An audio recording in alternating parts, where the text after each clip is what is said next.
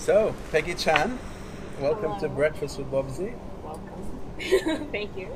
Good to have you here on a glorious morning after typhoon Mangkhut.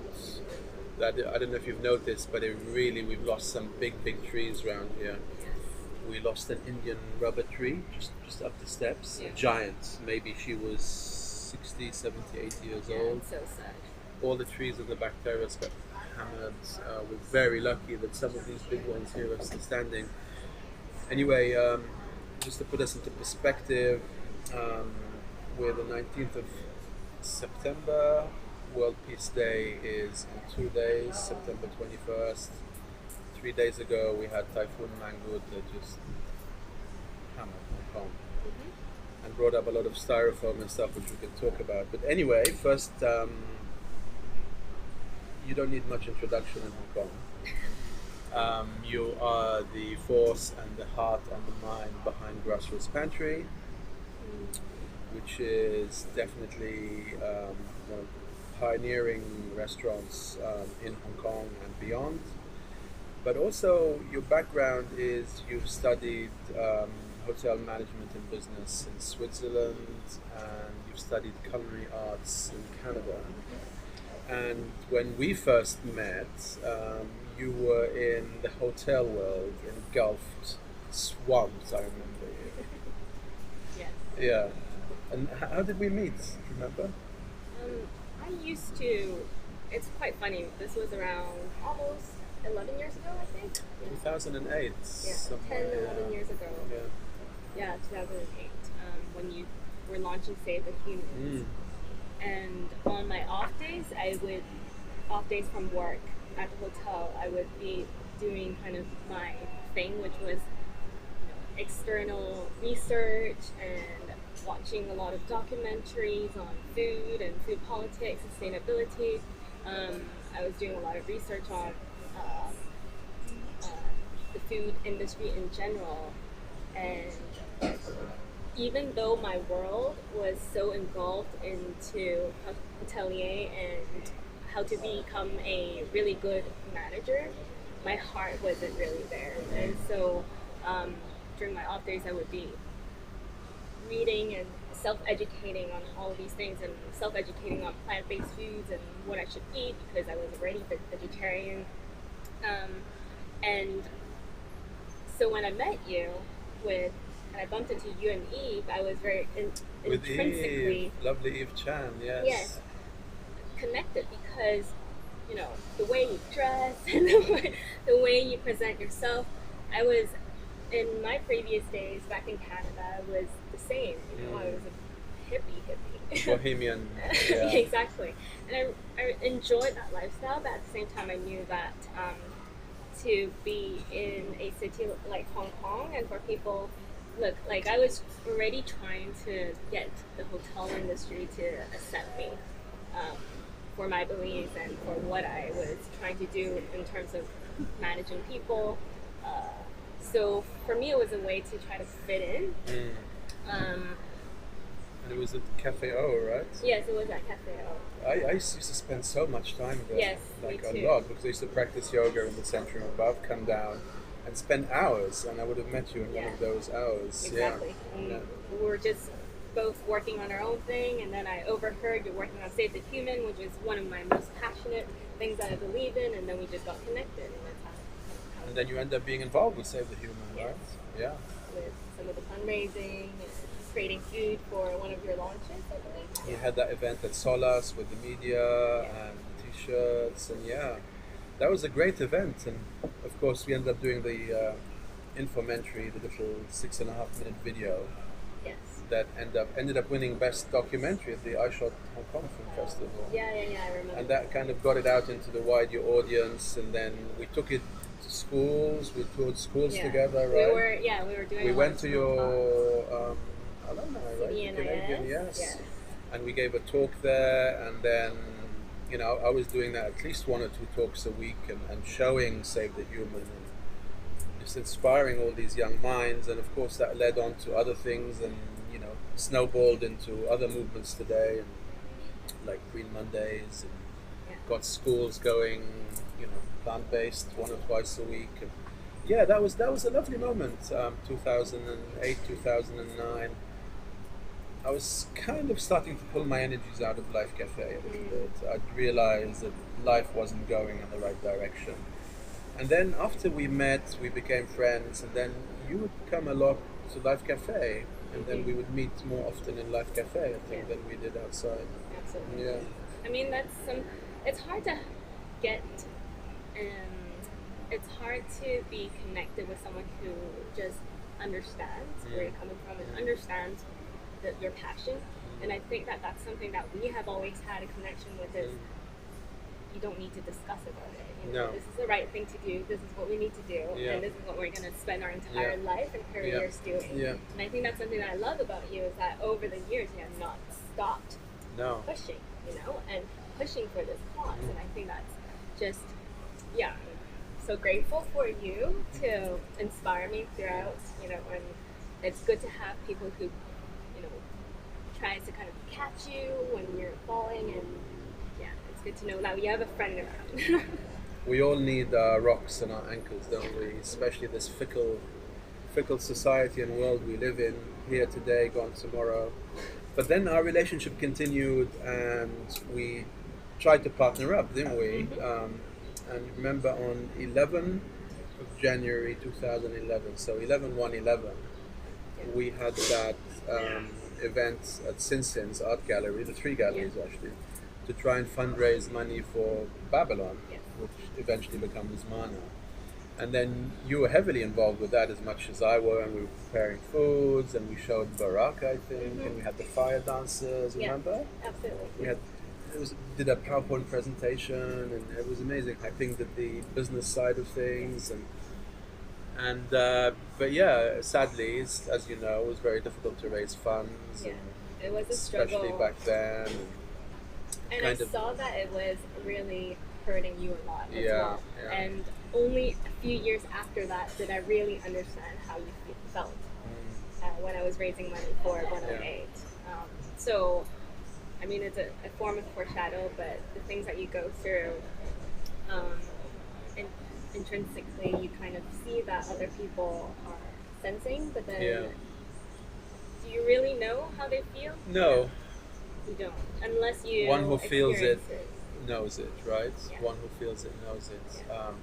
But you can emphasize, you can be empathetic about it, and get inspired, and get an insight into it. But really, until you experience it, until you feel it, one never really knows it. And we've been through ups and downs since, right? So, when I signed on to Babylon, it was literally the reason why I had left hotel. Yeah. It kind of worked out at the same time. It was a leap of faith. Yeah. And I had, during that time, also applied to the University of Gastronomic Science in Italy, started by the Slow Food Movement, to do a master's degree in food communications and politics and such. I actually got in, but because of Babylon, I decided that I would maybe postpone that. Right. Yeah, that was supposed to start in March of 2012. Right. Or 2011. 2011, yes. So, I mean, sometimes I think back and think about, was it a good choice to quit that and then go on and help you and then eventually go on and start grassroots? Yeah. Or should I have just went to school, and what would have happened, then to Hong Kong in a way? No, we have to trust our destiny and the course and the winds of change that blow us in different directions. But I remember it was quite a stressful time for you because it was a time of change. I was going through my close to Saturn returns. Yeah, 28, 27, 28, right? So I remember we were talking about that as well. Because you had this career in the hotels. It was a good career, you were respected, well established, and you could only climb the ladder there. Yeah. But your heart was definitely into something more like what we were doing with Life Cafe. And then we said, okay, let's open Babylon together, and then we went down that route, and you sacrificed not going to Italy right?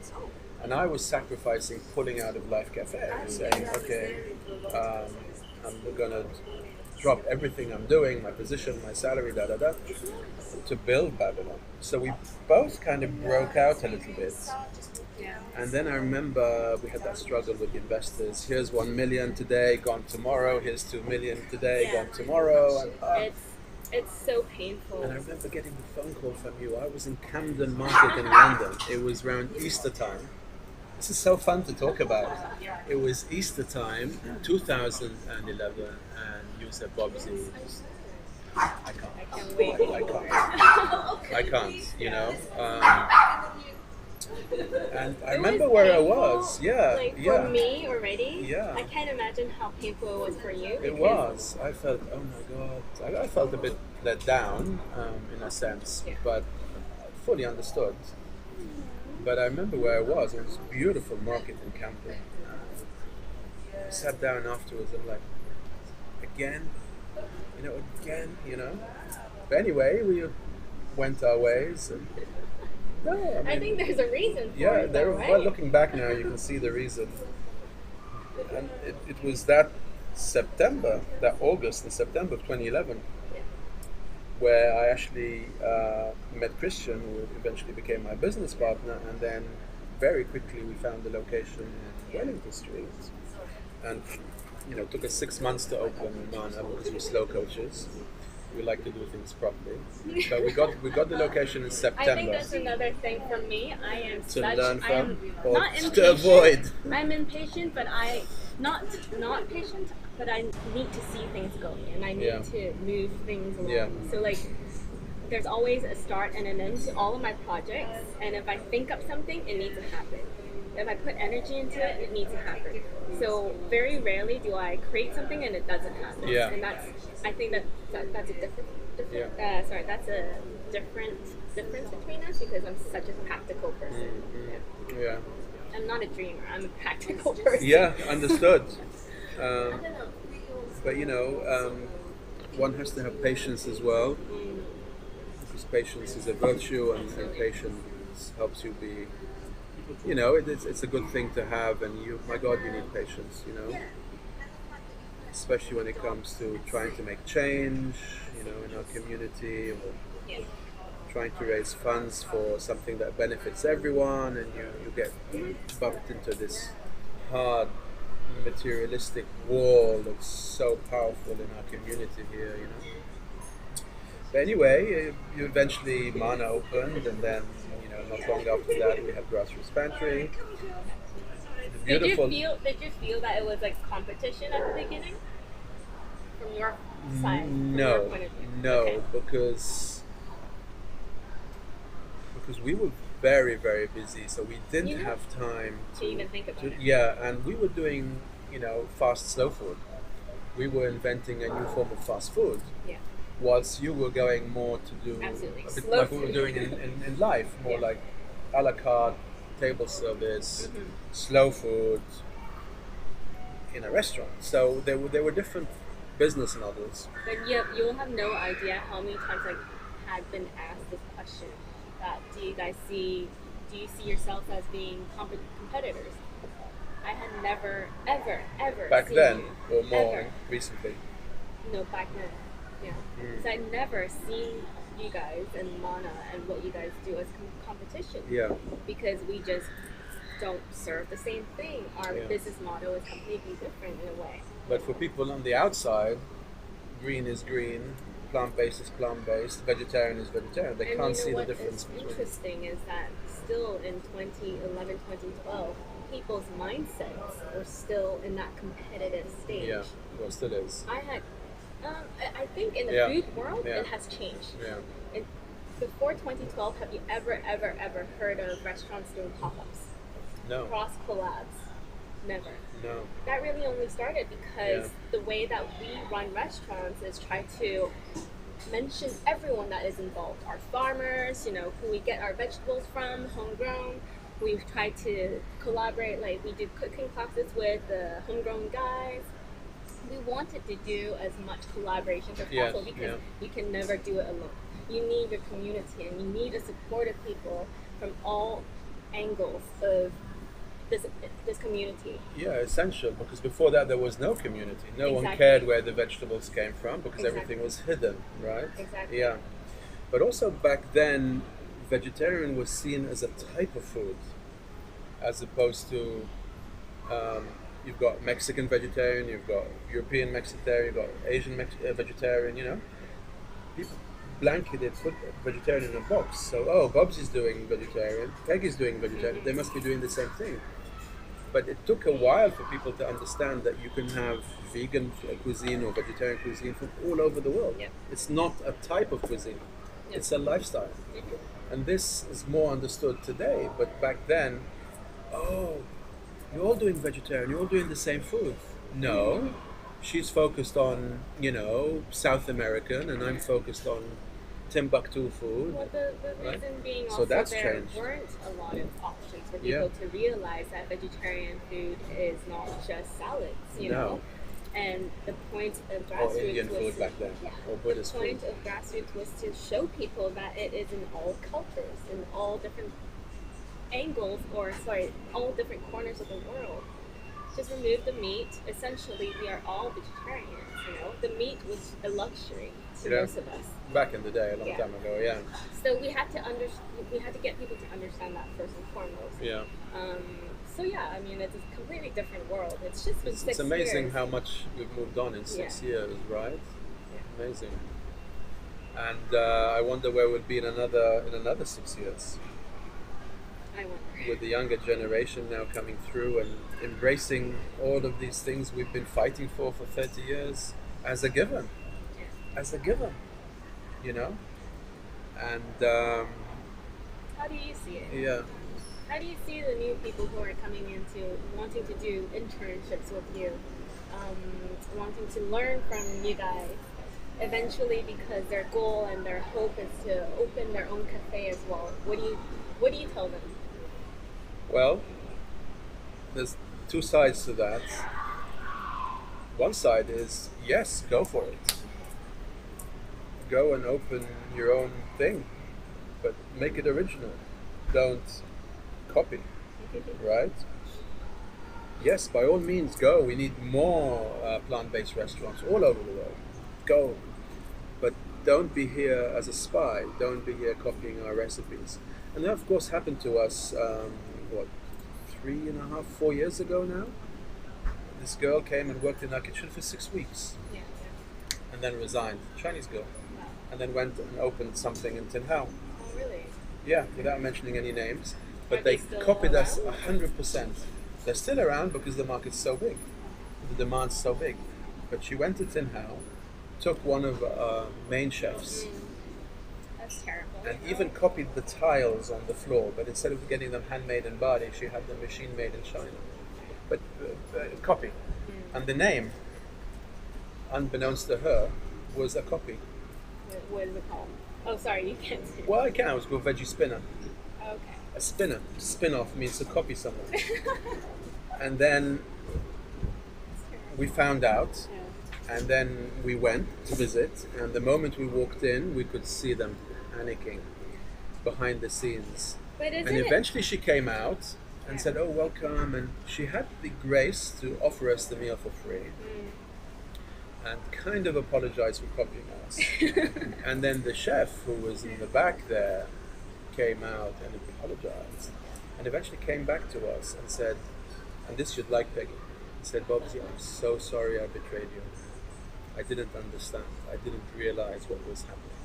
And I thought she was going to do something unique. She ended up copying mine." Yeah. So, to answer your question, yeah, we encourage people to go out and be cultural creatives and change the world and open businesses that are meaningful. But to copy someone and not give credit is below the belt. I think It's it's not ethical. yeah, from a business standpoint as well. I mean, you can always be inspired by each other. From a chef standpoint, no person ever created the dish the first time. You're No. always inspired by somewhere, something, something No you painter ate. ever painted without being inspired. Absolutely. Yeah. But you can at least mention that you have been inspired by this Yeah. or that. Because if you don't, and it's just a direct spin-off, and you sell it for cheaper, it's price wars. And claim credit for it. Yeah.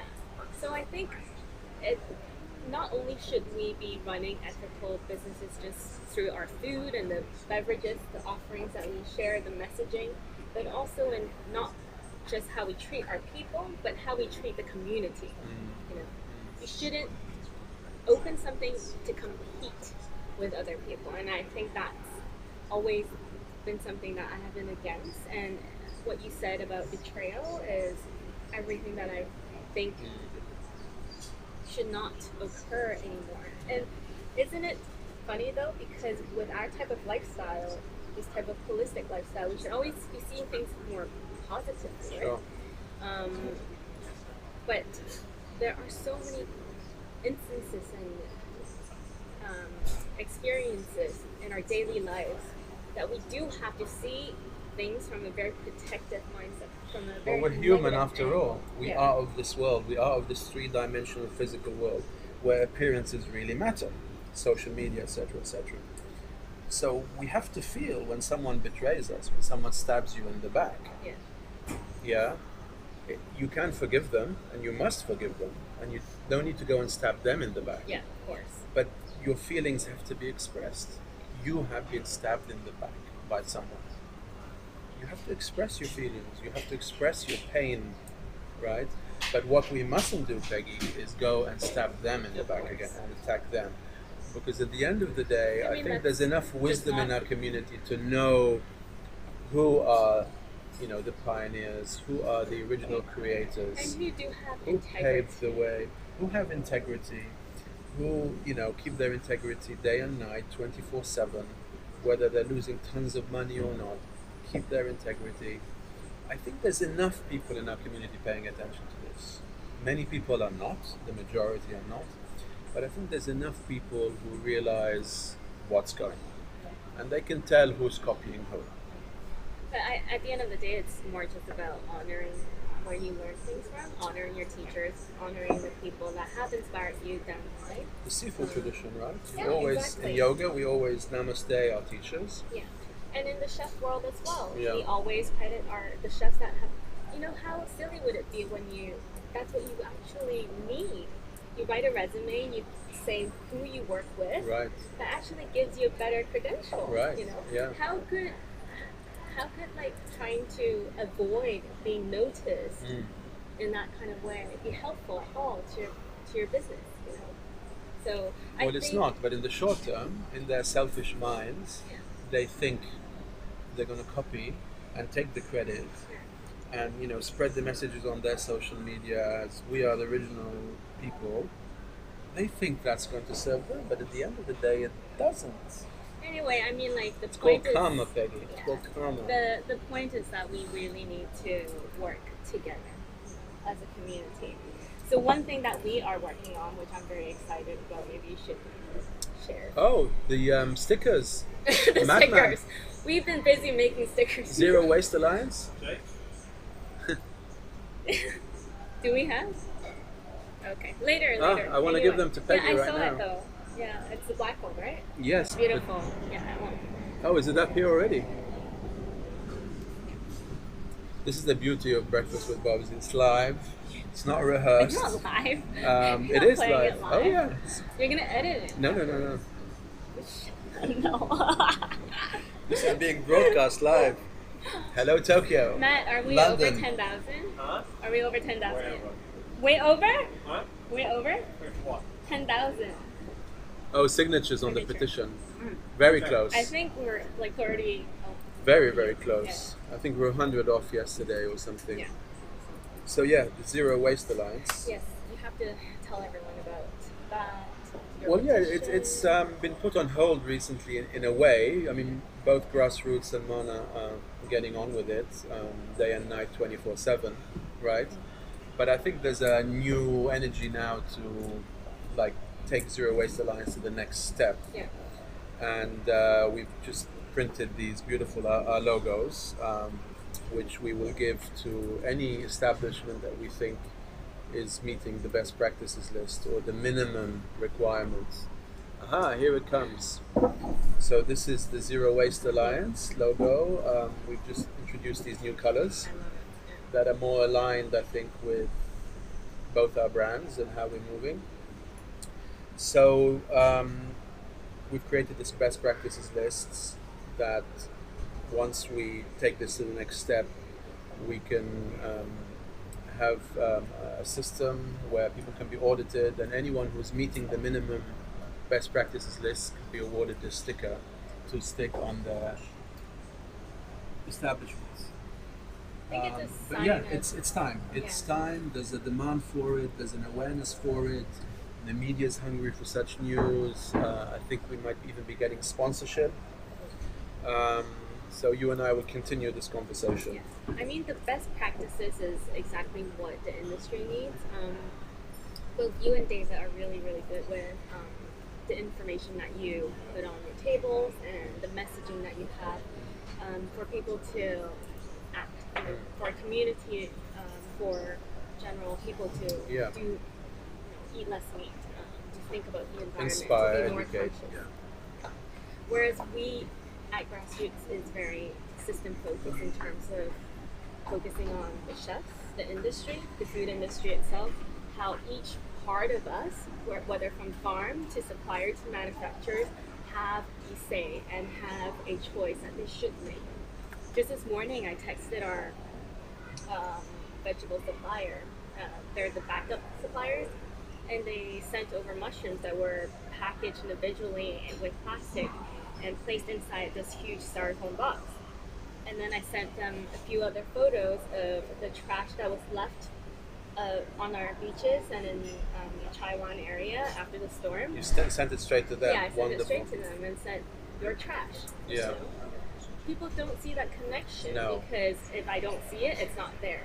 And so I think it's awareness. I mean, it might sound naggy and it might create, uncomfort to people, but it's things that like this that needs to be done right away. Day and night, day and Yeah. night, day and night. We mustn't take our foot off the pedal, so to speak. Yeah. Because right now it's a lot easier to tell your vegetable supplier, hey, styrofoam, plastic, look at the oceans. Yeah. 3-4 years ago, they'd be, huh? Yeah. Exactly. So, and with Even with the the super new- typhoon we just had, Yeah. thank God. A lot of people on social media saying climate change. Yeah. Before, a typhoon would come and people would mostly focus on the damage and how unlucky and this and that. Yeah. But now they're all saying, well, it's karma. All the styrofoam we put into the ocean, it's all coming back to us with the high tides, right? Yeah. Even with that, the new documentary Dominion that Ooh la. we went to watch. Ooh, at yes. the screen And if you place. want to talk Yeah. about Dominion. That's, as I said, these type of films, it's graphic, it's honest, it's serious, it's underground. Would never have been on, the biggest theater screens No, 10 years ago. no way. They Well, it were wouldn't have all been made hidden. 10 years ago as Yes. well. They were all hidden, Yeah. and therefore, how would people know what's actually going on? So this is the beauty of social media, right? Yes, The awareness is spreading much rapidly. faster. Rapidly. And this is the positive side of social media. Of course, there's a negative side, and we don't have to discuss this today. But it is acting as a catalyst, right? And spreading this knowledge. And youngsters are, on their Instagram and Facebook, and they're going, really? I had no idea. There's no way. There's no way I'm going to eat meat again. No way. No, you see it. You see their reactions, right?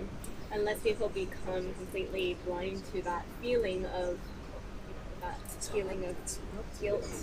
Yeah. It's hard to become that. If you're much, much older and you see it and you go, well, That's just yeah, life. I know, that's life. But if you're 10, 11, 12, 13, 14, you see it, you go, no way. There's no way. And this is happening. And this is an exponential sea change that's happening. And these graphic images, if you used to share it with people, they would call you preachy. And now it's just the truth. Yeah. Yeah. So it's interesting just how things have changed. But another thing that we're very, very focused on is getting the chefs of our society, Hong Kong and beyond, to start thinking about shifting their menus. It used to be very meat and vegetable and seafood. Oh, sorry, meat and fish and seafood heavy. Now we're asking them to decrease the consumption of meat and decrease the purchase of meat, so that they're more produce driven. And we have this thing called the Collective Table, which is a pop-up event, and we challenge chefs from all over the world to cook a completely plant-based meal. It's a fine dining, 7-course, 8-course meal, and it creates a lot of interest and media to talk about it, because people have always, chefs have always been so against having to be more accommodating to customers with dietary restrictions and allergies. It's and kind such. of new, isn't it? Yeah, very. Yeah. But now it's almost like a necessity. You have to have a vegan, vegetarian, gluten-free menu on your menus. And so I think that because of this type of change and the challenges that we have put in onto other chefs, I think it's just immaculate to see that people are so embracing the changes in a way, where some chefs have now adopted kind of like up to 70% vegetables and the rest are meat and fish on their menu. Some have adopted full day vegan menus. Some have completely turned vegan. Which is amazing just to see. Like, who inspires you the most as a chef in the world today? My goodness. Yeah. As a chef. Yeah.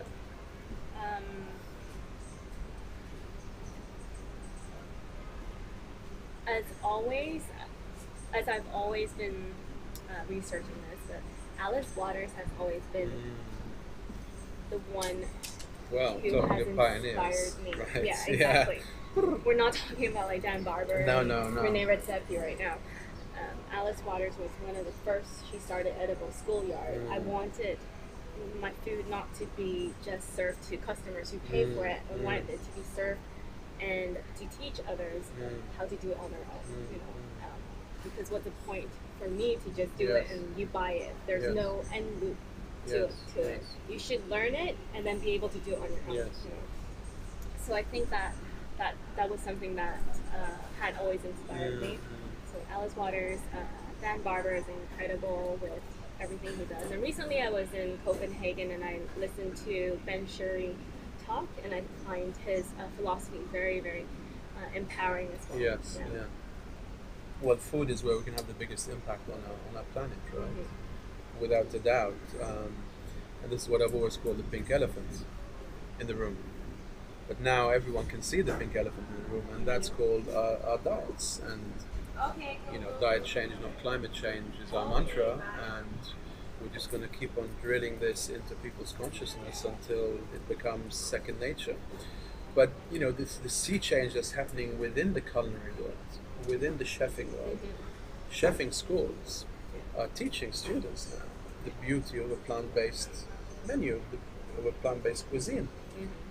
Not long ago, as you said, it was all meat, fish, and dairy, and vegetables the were most something elaborate, expensive ingredients.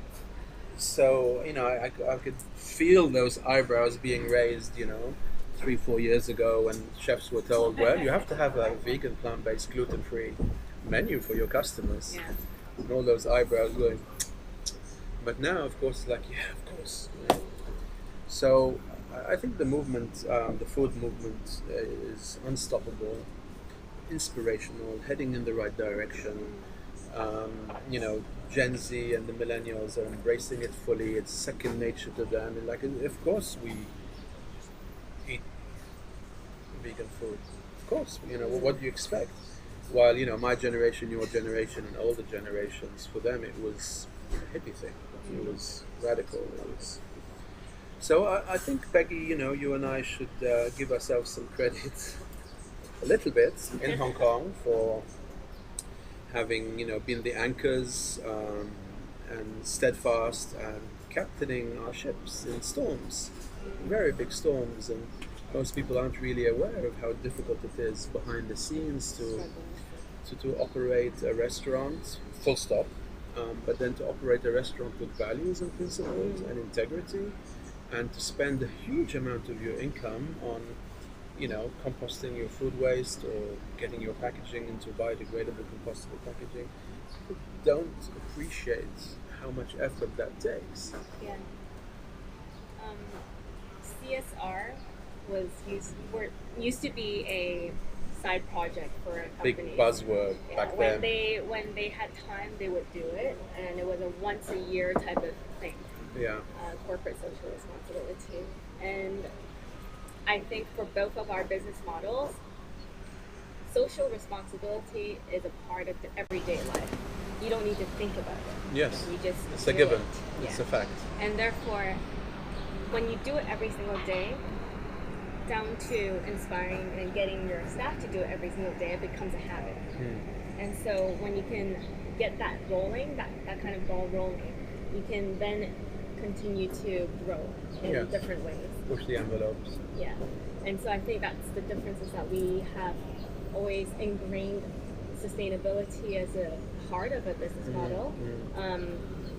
Some parts might be more expensive, but some parts are actually cheaper. We've been able to decrease our food waste management costs by 40% after we've installed Orca, after we've separated our waste with a different recycling system, and all our glass bottles being recycled. So has your cost of food come down?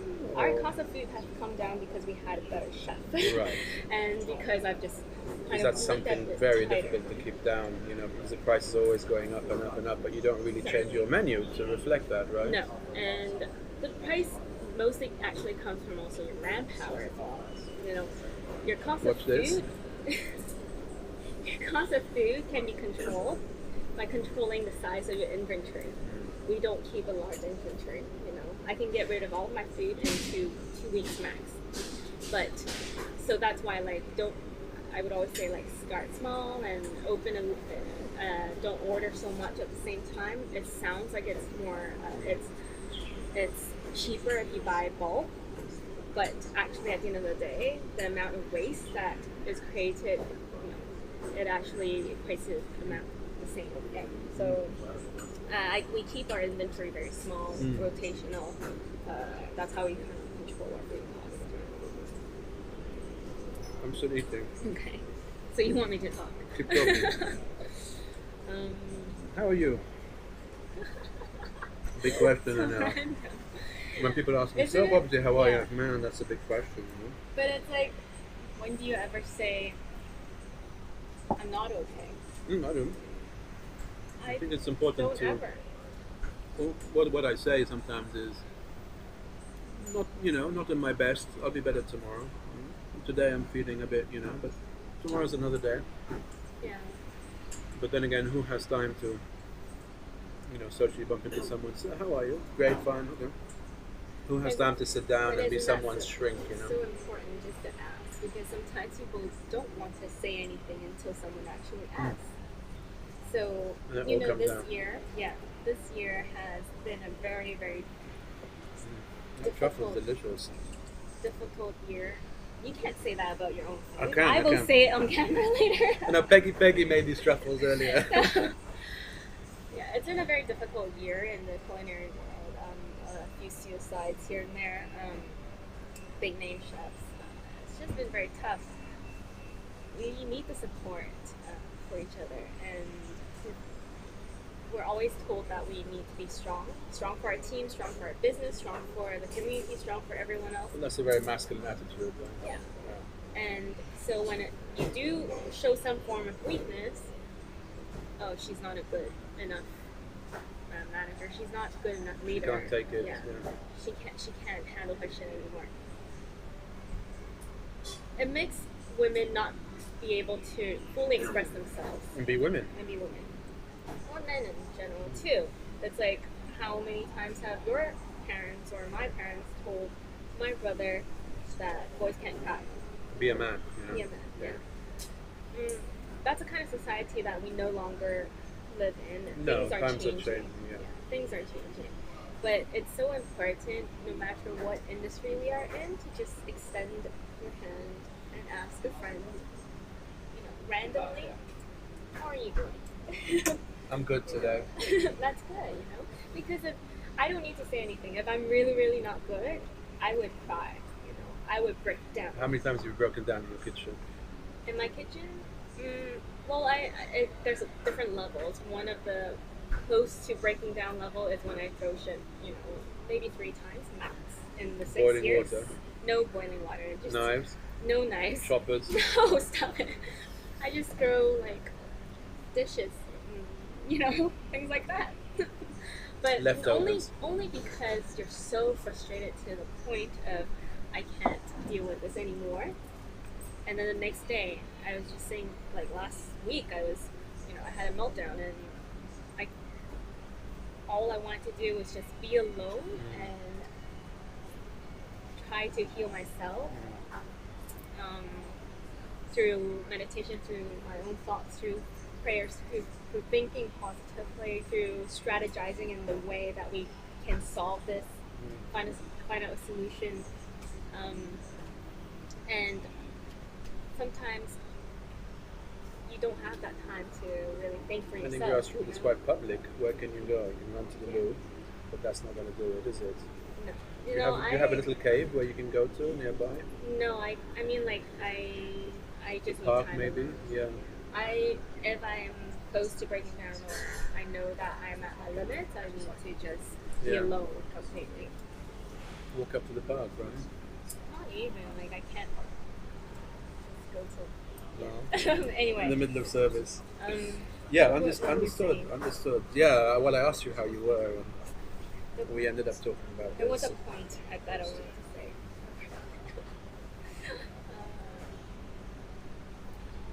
Yeah, I mean, understood.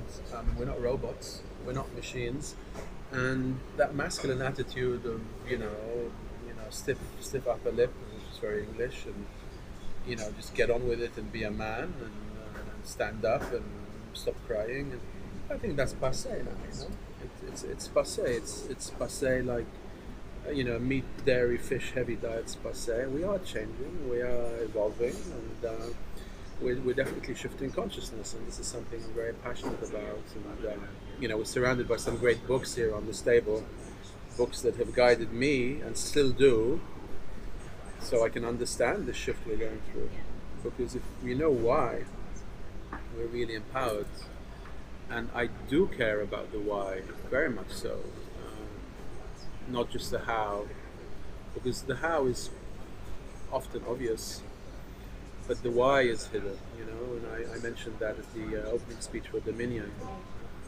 I think we need to understand why humanity is doing this to its mother, to be blunt. Once we get a grasp of that, I think we can see the way out.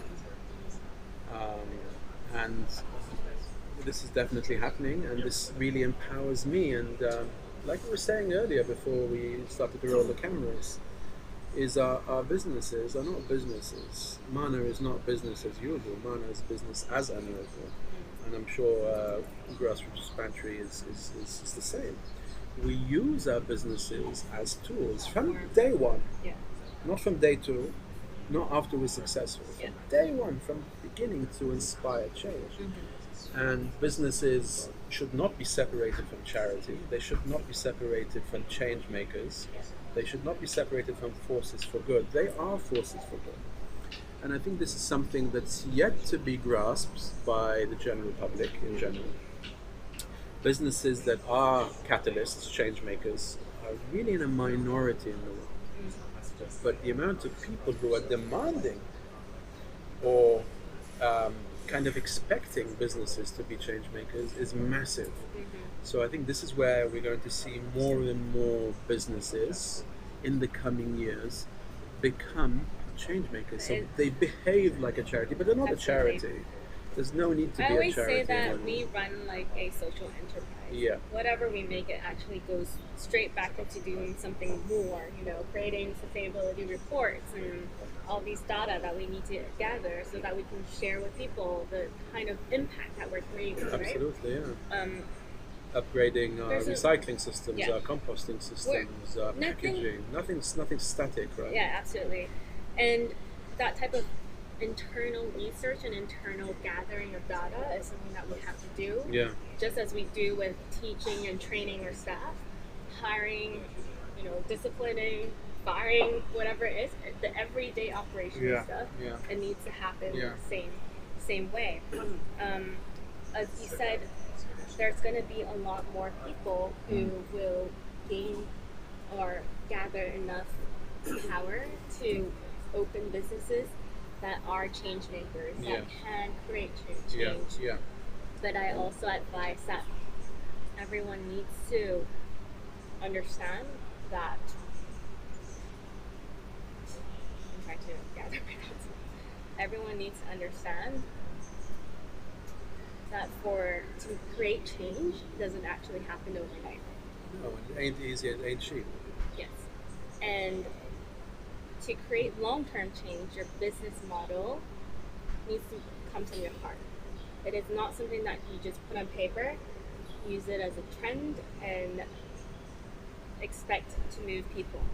It needs to come from the heart at the end of the day. Well, not passion, otherwise but it's obvious, actual right? credentials too. Yeah. So I suggest more people to go into it, but really build up your credentials You need and to be really strong, right? really work on doing what you want to do long term, not just come in and then leave. Yeah. Not Because just on a whim Yeah, because end up then- opening a restaurant, because it'll kill you. yeah. It'll kill you. People think it's easy. Oh, look how easy it is. And How people are difficult going can to it think be, that you know? it's not going to be sustainable. If if businesses open and close overnight, then people aren't going to see it Madman. as a sustainable Yeah, business absolutely. to be sustainable. Yeah, So in every way. so give it a few. But sorry. I tell you what is also frustrating is, the restaurant groups out there have a lot of financial backing behind them, and they come and they open restaurants within 2-3 months, bam. Then a year later they jump So onto much another space. restaurant. They make it look very easy. Mini travel. That's the way to eat it. They make it look so easy, and people can't tell the difference between, businesses like Grassroots or Mana. I hate to call them businesses, establishments like Grassroots and Mana. And they compare you to other restaurants, but you can't, because we have different values, we have different principles, we have different expenses, we have different raison d'etre, we have different missions. We're not here to, bankroll and open businesses left, right, and centre and put the money into our pockets so that we can buy yachts and mansions. We are here on the ground, dedicated change makers, and this is not quite translated yet to Hong Kong public and Hong Kong in general, right? Yeah. And a lot of people think that if your restaurant is busy, then you must be making a lot of money. Tons of money. Wow, you're raking it in, Yeah, but they don't understand the costs involved, and that's what we see in social media a lot, is that people say that we're expensive, but when you factor in literally all of the costs involved, you're only making, if you're safe, 2 to 5% of profit margin. Right. So people don't understand what operational costs actually equates to. No, they wouldn't. And And what everyone people thinks rent cost- is the big one, right? Yeah, no. They don't realize the salary burden, how big exactly. that is. And Salary, NPF, insurance, there's rent, but then there's government rates, there's a, surprise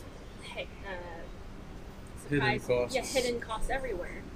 Yeah, I mean, for us, a salary burden is by far the biggest expense, because it's not just the salary, it's the NPF. Yeah. It's the bonuses, it's the insurance, And it's the food, exactly. it's the uniforms, and it's sick leave. And sick leave. Did I say sick leave? Yeah. And sick leave, and sick Get leave, rid and of it. sick leave. It kills us. So at the end of the month, your salary burden is not just the checks you pay, it's double that. Yeah, that's something that is The frustration of restaurant operators. Yeah, you've learned a lot in the last 2 years, huh? year and a half. I'm proud of you. You stuck through. So important. Thanks a lot. Why don't you come and say hi? Come and say hello. Yeah. Yeah. Show your beautiful face. Well, let's not exaggerate. It's Hi! Maddie. This is Matman, Yeah. The guy behind Mana. Mana and the Zero Waste. All things great, yeah. All of the hard work. Trying. Welcome to Breakfast with Thank Bobsy. you. Maybe I'll have an episode of my own later. Maybe, yeah. Maybe next year we'll do one with Madman. Yeah. Yeah. So, Peggy, wonderful having you here. This is lovely chat. And, yeah. You don't normally get that. Well, yeah. And it's good to have a little conversation like this on record, you know, and to look back at it in a few years' time and go, oh, wow, you know. Remember that time. Remember that time and the challenges we had and the inspirations and the change we were making. So, Any other heart? yeah, I mean, Hard thing that you wanna before talk the about? cameras rolled, we spoke a little bit about, you know, the copycats out there, right? We're not talking about that anymore. Please cut all of this, by the way. That's Cut it like all gibberish. out. Yeah, but you know, just to say one final thing, that in every tradition, one has to give credit to the predecessors, to the teachers, to the seekers. In every tradition, there's no way you can escape that, right? In whether it's yoga or tai chi or qigong or any of these esoteric practices, even in learning any new skill, whether you're an acrobat or a chef or an artist or a singer, you need to humble yourself and give credit to those who came before, and then go and do your magic. But in Hong Kong, everybody wants to jump on the bandwagon, and nobody wants to push or pull the bandwagon. By all means, welcome on board the bandwagon, the more the merrier, right?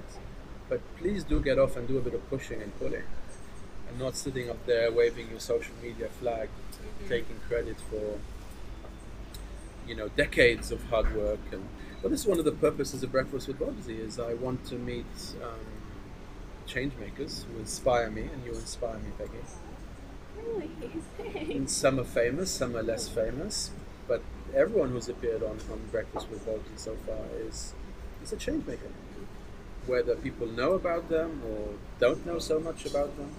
But the purpose of this show is to kind of catalogue the change that's happening in our beautiful city, Hong Kong, right now, by having just casual conversations that are not scripted, not edited, nothing. Just, this is who we are, how we are. And introducing the beautiful Peggy Chan, who needs no introduction, to beautiful Hong Kong. On that note, Thank you. On that note, thank you. On that note, thank you, Peggy. Keep fighting the good fight. Yes, I. Peace.